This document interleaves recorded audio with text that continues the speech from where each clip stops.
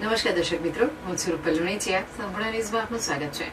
દાંતા તાલુકા પંચાયતમાં લાંબા સમય બાદ ભારતીય જનતા પાર્ટી સત્તા મેળવી છે. પ્રમુખ અને ઉપપ્રમુખની ચૂંટણીમાં ભાજપના ઉમેદવાર પિંકીબેન ચૌધરી વિજેતા બની તાલુકા પંચાયતના નવા પ્રમુખ તરીકે ભરાયા છે. ચૂંટણી દરમિયાન ભાજપના તમામ 10 સભ્યો હાજર રહ્યા હતા અને પક્ષના ઉમેદવારને 10 મત મળ્યા હતા.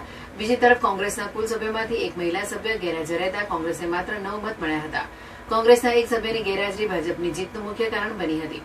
નવનિયુક્ત પ્રમુખ પિંકીબેન ચૌધરી અગાઉ વર્ષ 2018માં કોંગ્રેસ પક્ષ તરફથી દાંતા તાલુકા પંચાયતના પ્રમુખ રહી ચૂક્યા છે. આ વખતે તેઓ ભાજપના ઉમેદવાર તરીકે ચૂંટણી લડી ફરી પ્રમુખ પદે પહોંચ્યા છે.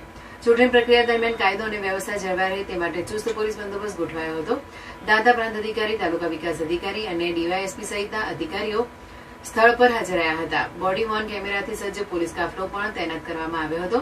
પરિણામ જાહેર થતાં જ ભાજપના કાર્યકરોમાં ભારે ઉત્સાહ જોવા મળ્યો હતો અને તાલુકા પંચાયત ખાતે વિજયોત્સવ મનાવવામાં આવ્યો હતો.